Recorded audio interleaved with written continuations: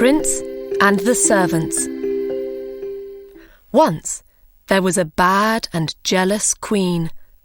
She had a kind and beautiful daughter. Many princes from many countries wanted to marry the princess. The queen said to each prince, "Before you marry my daughter, you have to do something for me." And then she gave him an impossible job. When he couldn't do it, she said, "Now you will die." And her woodcutter cut off his head.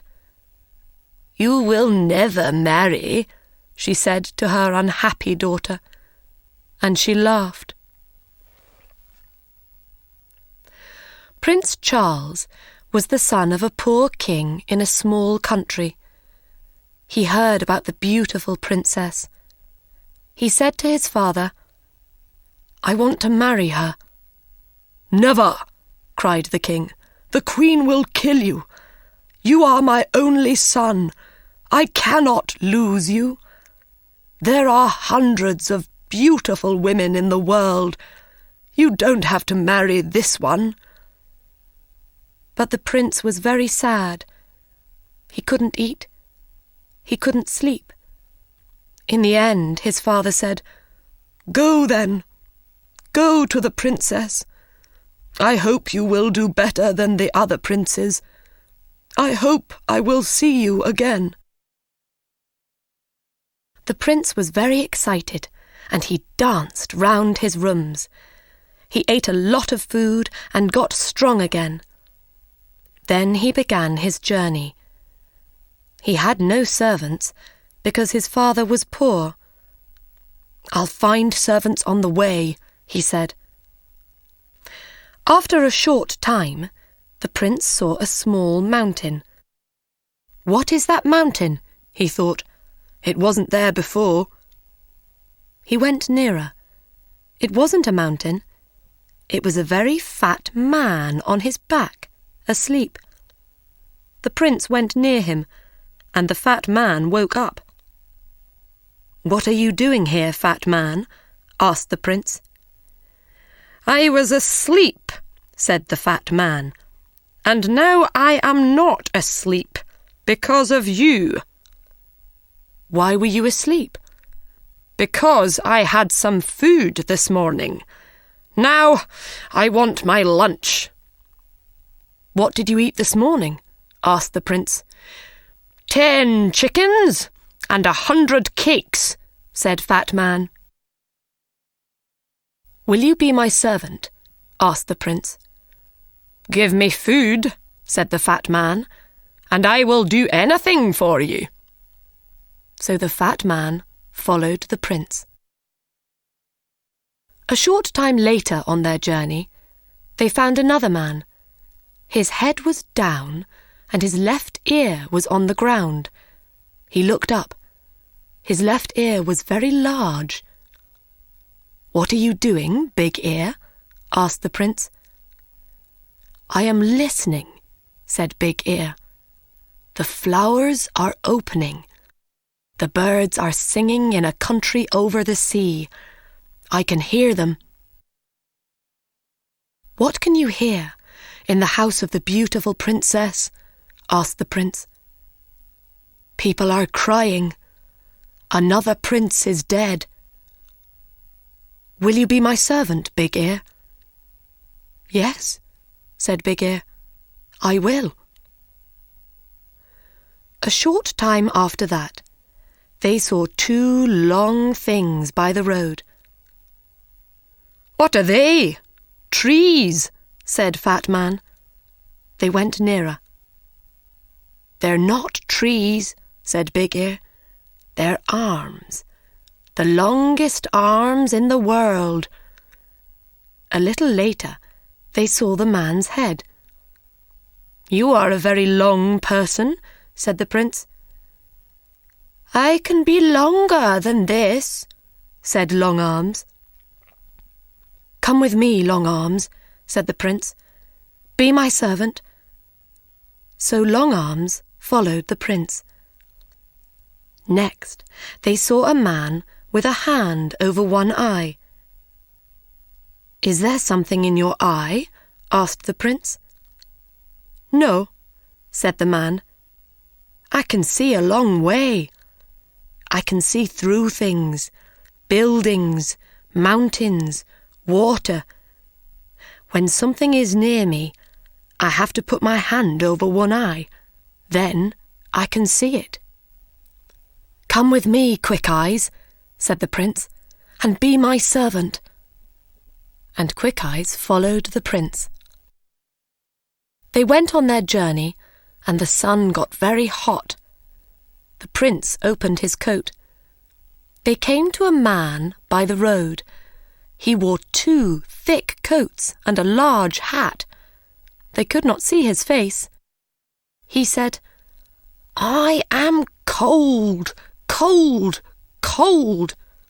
"Why are you cold, cold man?" asked the prince. "The sun is very hot, and our coats and shirts are open. We are hot." "When I open my coat," answered Cold Man, "the sun disappears. It snows. Everything dies of cold." "Come with me," said the prince, "and be my servant. But please don't open your coat." Cold Man went with the prince. Prince Charles and his servants arrived at the city, and the prince went to the queen. "I want to marry the princess," he said. "What do I have to do?" The queen answered, "You will have to do 3 things. Do them well. Then you can marry the princess." "What is the first thing?" asked the prince. "I have a beautiful blue jewel. Yesterday it fell into the river. Bring me the jewel before the sun goes down." The prince went back to his servants. "How can we find the jewel?" he asked them. Quick Eyes took his hand from his eye. "I will look for it." He went to the river. "There it is, over there." "I can't see it," said Long Arms. Then Fat Man opened his mouth and drank the water in the river. A short time later, the river was dry. Long Arms got the jewel and gave it to the prince. The queen was very angry when she saw the jewel. Then she said, "Tomorrow I will give this prince a very difficult job." She thought hard. She did not sleep that night. The next morning, the prince woke up early. He went to the queen again. "You are hungry after your long journey," she said, with a cold smile. "I have 30 chickens outside. Eat them before 12 o'clock. I do not want to find 1 chicken leg." "Can I invite a friend?" the prince asked. "I do not like eating without a friend." "You can ask 1 friend," said the queen. The prince left. "He will die this afternoon," she said to her daughter, and she laughed. The prince went back to his friends. "Come with me, Fat Man," he said. Fat Man quickly ate the 30 chickens. Then he ate the queen's other animals, the bread in the kitchens, the fruit on the trees, and the vegetables in the ground. "Now what can I eat?" asked Fat Man. There was nothing there, so he went to sleep. At 12 o'clock, the queen called for her lunch. She waited and waited, but no food came. She went to see the cook. "Where is my lunch?" she asked. "A fat man ate everything in the gardens and everything in the kitchens. There is no food." The queen got angrier and angrier. Then she thought of a plan. "Ha-ha!" she laughed. "Now I will catch him." The prince came to her on the third day. "Will you eat with me tonight?" she asked, with a lovely smile. "And after that, would you like to sit with the princess for 2 hours?" "Yes," answered the prince. "I would love that." "You will not fall asleep when you are talking to the princess?" asked the queen. "Fall asleep?" cried the prince. "Never." "When a person falls asleep with the princess," said the queen, "the princess disappears by magic. Then that person dies." The prince put on his most beautiful clothes. He ate with the queen.